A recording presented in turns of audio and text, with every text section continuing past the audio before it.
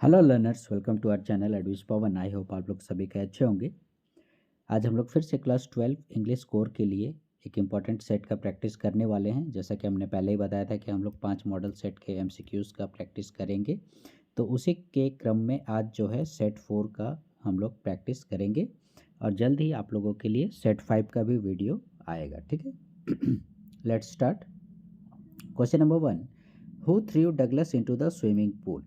ठीक है, deep water chapter से रिलेटेड कि डगलस को आखिर स्विमिंग पूल में किसने फेंका। ठीक है, तो इंस्ट्रक्टर ने, वो क्यों फेंकेगा। A young 18 year old boy, mother, watchman, नहीं ये सब का तो कहीं जिक्र नहीं था। राइट आंसर क्या है, 18 ईयर ओल्ड बॉय। ठीक है, this is your right answer, option number B. Next, which country was Alphonse Daudet from. Alphonse Daudet जो थे वो किस कंट्री से थे। ठीक है, तो वो कहाँ के थे, from England. This is your right answer. Next, third, who was Sahib. Shopkeeper, Sahib क्या दुकानदार था, नहीं था। रैक पिकर, हाँ ये था। Right answer, option number B. ठीक है, सर्वेंट नहीं था, नौकर नहीं था, क्या था, रैक पिकर यानी कचड़ा चुनने वाला। 4, how much did Gandhiji ask the indigo planters to pay to the farmers. ठीक है, how much did Gandhiji ask the indigo planters. Gandhiji ने इंडिगो प्लांटर्स को कितना परसेंट जो है पे करने के लिए कहा फार्मर्स लोगों को। 20%, 40%, 30% और 50%। ठीक है, तो इसका राइट आंसर हो जाएगा आप लोगों के लिए 50%। ठीक है, next 5, what is written on the top of the notice. ठीक है, नोटिस के टॉप में क्या रहता है, डेट रहता है, name of institution, salutation, subject. ठीक है, तो देखिएगा नोटिस में हम लोग डियर सर वगैरह इस तरह से सैल्यूटेशन तो डालते नहीं हैं।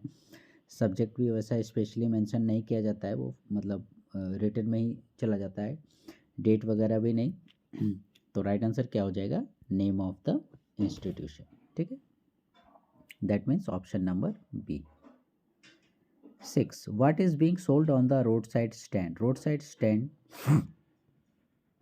में जो है आप लोगों का क्या बेचा जा रहा है, फर्नीचर नहीं, कॉस्मेटिक्स नहीं, डीजल नहीं, तो क्या बेचा जा रहा है आखिर रोड साइड स्टैंड में, फार्म प्रोड्यूस यानी उन लोगों का खेत बाड़ी में, बागान में जो भी चीज़ें हैं, लौवा, भिंडी, नेनुआ, खीरा, ककड़ी, कुछ इस टाइप की चीज़ें। ठीक है, farm produce. Question number 7, what convinced Charlie that he had reached the third level Grand Central and not the second level। ठीक है, क्या जो है चार्ली को कन्विंस करता है कि वो थर्ड लेवल में है, सेकंड लेवल में नहीं है। ठीक है, तो इसमें देखिएगा, a different world of gas, light and brass pitons, हाँ ये देखता है। बियर्ड्स एंड मॉस्टेचेस ऑफ 1894, ये भी देखता है। Newspaper with a date June 11 1894, ये भी देखता है। ठीक है, यानी राइट आंसर आप लोगों का क्या हो जाएगा, लास्ट वाला ऑप्शन नंबर डी। ठीक है, ऑल ऑफ दी एबव, ये सारी चीज़ें देखता है। 8, what should be written in the subject of a formal letter. Formal letter के सब्जेक्ट में आखिर क्या मेंशन किया जाता है। ठीक है, सैल्यूटेशन, सब्जेक्ट में सैल्यूटेशन तो नहीं रहता है। Detail content of the letter, ठीक है, ये भी नहीं। डिटेल कहाँ से, सब्जेक्ट हम लोग स्पष्ट एक लाइन में देखिएगा लिखते हैं, तो डिटेल तो नहीं हुआ। Name and address of the receiver, ये भी नहीं। ठीक है, तो एक ही ऑप्शन हमारा बच गया, ऑप्शन नंबर सी। और ऑप्शन नंबर सी क्या है, एम ऑफ द लेटर, कि आखिर लेटर लिखने का उद्देश्य क्या है। इन the poem keeping quite, what kind of moment would it be when everyone is silent. ठीक है, पोएट्री जो है कीपिंग क्वाइट, उसमें वो किस प्रकार का क्षण होगा, बोलता है जब सबको एकदम शांत होंगे। ठीक है, टेरिबल, बहुत ही डरावना, पेनफुल, दर्दनाक, एक्सोटिक या फिर अनफॉरगेटेबल। तो इसका राइट आंसर है option number C, that is exotic moment. Next, how was Kothamangalam Subbu treated in the Gemini studio. Gemini studio में कोठामंगलम सुब्बू को कैसे ट्रीट किया जाता था। विथ हेट्रेड, नफरत से, विथ हाई रिस्पेक्ट, बहुत आदर किया जाता था, डिसरेस्पेक्टफुली या फिर रियूडली, बहुत बुरी तरह से। तो इसका राइट आंसर हो जाएगा आप लोगों का विथ हाई रिस्पेक्ट। ठीक है, ऑप्शन नंबर बी। और इससे रिलेटेड जो है हम लोगों ने लॉन्ग क्वेश्चन भी बनाया हुआ है पहले का वीडियो, उससे भी आप लोग ज़रूर देख लीजिएगा प्लेलिस्ट में जाकर। ठीक है, ये कोठामंगलम सुब्बू से ही रिलेटेड है। क्यों उसको हाई रेस्पेक्ट दिया जाता था? क्योंकि जेमिनी स्टूडियो में वो नंबर 2 से भी फेमस था। ठीक है, नंबर 1 में आपके बॉस हो गए। ठीक है, और उसके बाद ये नंबर 2। क्वेश्चन था कैसे, कोठामंगलम सुब्बू कंसिडर्ड नंबर 2 इन जेमिनी स्टूडियो, डिस्कस या डिस्क्राइब, ऐसे करके। ठीक है, तो उस लॉन्ग क्वेश्चन को भी देख लीजिएगा, सब्जेक्टिव के पॉइंट ऑफ व्यू से काफ़ी इंपॉर्टेंट है। Next question number 11, in the poem keeping quiet the poet appeals to the readers to keep quiet for. Keeping quiet poetry में लेखक जो हैं वो रीडर लोग को रिक्वेस्ट कर रहे हैं कि क्या चीज़ के लिए, कि आप कितने देर शांत रहो, 20 सेकेंड, 1 आवर, 30 सेकेंड या फिर 12 सेकेंड्स। तो इसका राइट आंसर हो जाएगा 12 सेकेंड के लिए। ठीक है, वो 12 सेकेंड के लिए बोलते हैं, एकदम कुछ नहीं करना है, हाथ पाँव हिलाना नहीं है, कुछ नहीं करना है। ठीक है, question number 12, on which issue is the story the tiger king A satire on. ठीक है, जो स्टोरी है टाइगर किंग वो किस पर सटायर है, किस विषय पर है एक्चुअली में पूछ रहा है? पीपल के ऊपर, एनिमल्स के ऊपर, बर्ड्स के ऊपर नहीं। The false pride, ego and stubbornness of the powerful people. ठीक है, जो पावरफुल लोग होते हैं, ठीक है, ये अपनी क्या दिखाते हैं? झूठी शान दिखाते हैं, घमंड में रहते हैं। ठीक है, तो उसी सब चीज़ को लेकर, जैसे वो टाइगर किंग, ठीक है, मैं टाइगर किंग हूँ, मैं राजा हूँ, मुझे किसी से डर नहीं है, 100 शेर क्या मैं उससे भी ज़्यादा मार दूंगा, ये सब क्या ईगो प्रॉब्लम है। 13, when was Gemini studio set up. ठीक है, तो Gemini studio was set up in 1940। Right answer option number D. Next question number 14, what does Durai mean in the story the tiger king. Tiger king में दुराई का मतलब क्या है? Chief leader in Bengal, chief leader in Andhra, chief leader in Tamil, none of this. तो इसका right answer हो जाएगा chief leader in Tamil, option number C. ठीक है, next question number 15, who offered shelter to the peddler. ठीक है, पेडलर को किसने शरण दिया? शेल्टर मतलब क्या? रहने के लिए निवास स्थान। ठीक है, ए बेगर, ए भिखारी, कहाँ से देगा, वो तो खुद भिखारी। एक फ्रेंड, उसका दोस्त का कोई जिक्र नहीं किया गया, उसका कोई दोस्त नहीं था क्योंकि वो चोर था। ए मिल्कमैन, दूध वाला, या फिर एन ओल्ड क्रॉफ्टर। तो यही आपका राइट आंसर है, ऑप्शन नंबर डी। ठीक है, एक पुराना आयरन मास्टर था, वही बूढ़ा, वही जो है उसे शरण दिया। नेक्स्ट क्वेश्चन नंबर 16, क्या बोल रहा है? What does the last lesson symbolize. Last lesson क्या चीज़ को सिंबलाइज कर रहा है? लॉस ऑफ मनी नहीं, लॉस ऑफ लैंड नहीं, लॉस ऑफ फैमिली ये भी नहीं। ठीक है, देन अब क्या होता है आप, ठीक है, तो लॉस ऑफ फैमिली भी नहीं होगा। Next right answer is loss of language and freedom. ठीक है, this is your right answer, option number D. बाकी को इरेज कर देते हैं। 17, the writer of Indigo is. Indigo के राइटर कौन है? 17, Louis Fischer, option number D is your correct answer. ठीक है, next, what was Lewis Carroll's opinion of interview and autograph. ठीक है, लुइस कैरोल का क्या ओपिनियन है इंटरव्यू के विषय में? ठीक है, वंडर है, टेरर है, हॉरर है। तो उनके अनुसार ये हॉरर है, डरावना, बहुत ही भयावह है। ठीक है, next question number 19, what is the purpose of the journey to the world's most preserved place Antarctica. उस जर्नी का क्या पर्पस था? कहाँ का? वर्ल्ड मोस्ट प्रिजर्व्ड प्लेस यानी अंटार्कटिका की जो जर्नी थी उसका क्या पर्पस था? टू टूर द वर्ल्ड, खाली ऐसे घूमने के उद्देश्य से, to know the geography more closely, to see the beauty of the earth, या फिर to sensitize the young minds towards climate change. ठीक है, this is your right answer. Actually में उसका क्या पर्पस था कि जो युवा पीढ़ी है, जो यंग स्टूडेंट्स हैं, वो लोग ही देखिएगा, हम लोग बोलते हैं देश का भविष्य है, तो उन्हें ही हमें क्या करना था? सेंसिटाइज करना था, उन्हें इस बात से अवगत कराना था कि कितना मतलब रैपिडली जो है क्लाइमेट हमारा चेंज हो रहा है। तो right answer is option number D. Next 20, what is there in Antarctica. Antarctica में आखिर क्या है? ए मैंस हिस्ट्री, सिर्फ एक आदमी का, स्नोज हिस्ट्री, बर्फ़ का हिस्ट्री, या फिर जोग्राफिकल हिस्ट्री, या फिर जियोलॉजिकल हिस्ट्री। तो right answer is option number D, geological history. ठीक है, नेक्स्ट क्वेश्चन नंबर 21,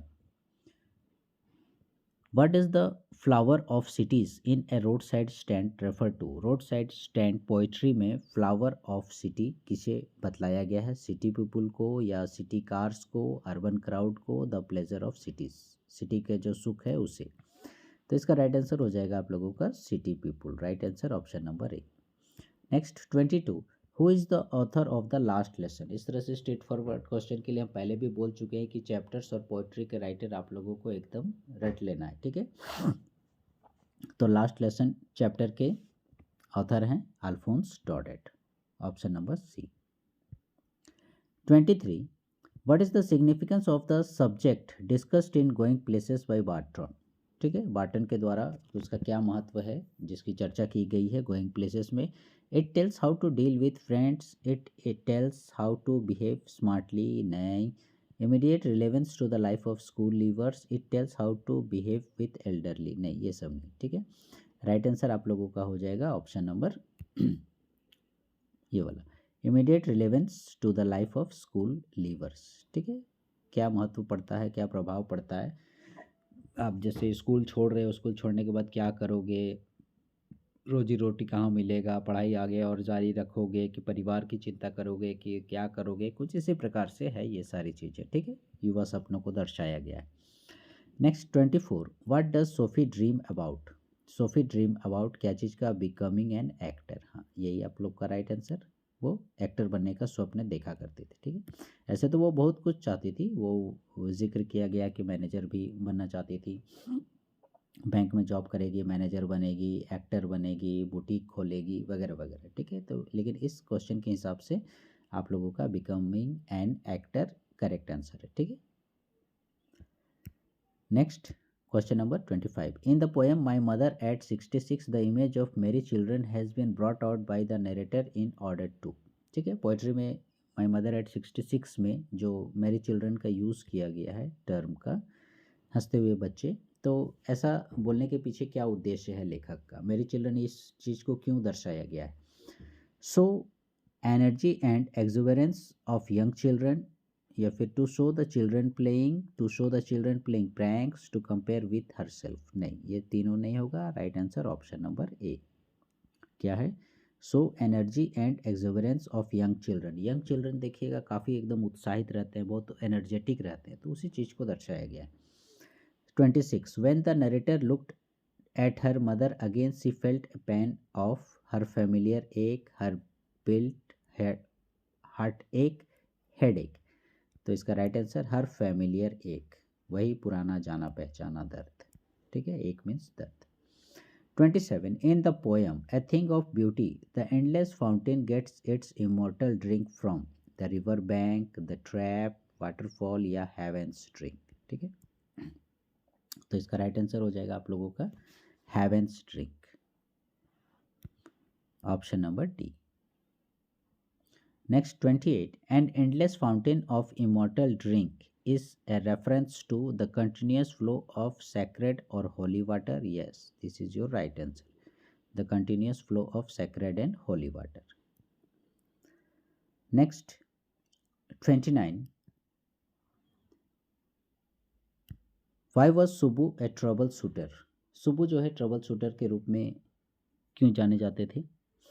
तो देखिएगा, शुरू में ही हम बता चुके हैं कि सुबू को जो है जेमिनी स्टूडियो में नंबर 2 का दर्जा प्राप्त था, नंबर 2 बोला जाता था, क्योंकि हर चीज़ में जो भी समस्या है, ठीक है, वो एकदम आपको सामने खड़ा मिलेगा। किसी भी प्रकार की समस्या, राइटर की समस्या है, मेकअप से समस्या है, या और भी कुछ चीज़ से समस्या है, हमेशा वो देखिएगा एकदम रेडी रहता है। ठीक है, तो वही देखिएगा, इन्हीं में से कोई ऑप्शन होगा, हम लोग देखते हैं। Because of his gossip style, बातचीत करने का तरीका, नहीं। Because of his flattery style, नहीं। About to mix up with everyone, सबसे घुल मिल जाता है, नहीं, ये भी नहीं। राइट आंसर लास्ट बच गया हमारा, because of the problems resolving quality, क्योंकि उसमें प्रॉब्लम को समाधान करने की क्वालिटी थी।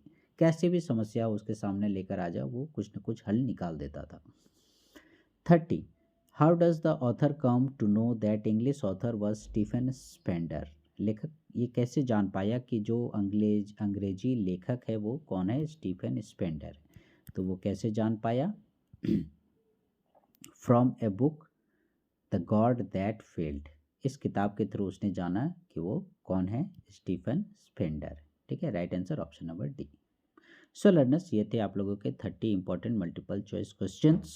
ठीक है, फ्यूचर में हम लोग सेट 5 भी लेकर आएंगे। आप लोग हमारे चैनल के साथ बने रहिएगा और फिर लॉन्ग क्वेश्चन आंसर्स का भी एक एक करके हम लोग प्रैक्टिस करेंगे। Please stay connected with our channel Eduvis Pawan, and please like, share, subscribe our channel. Thank you.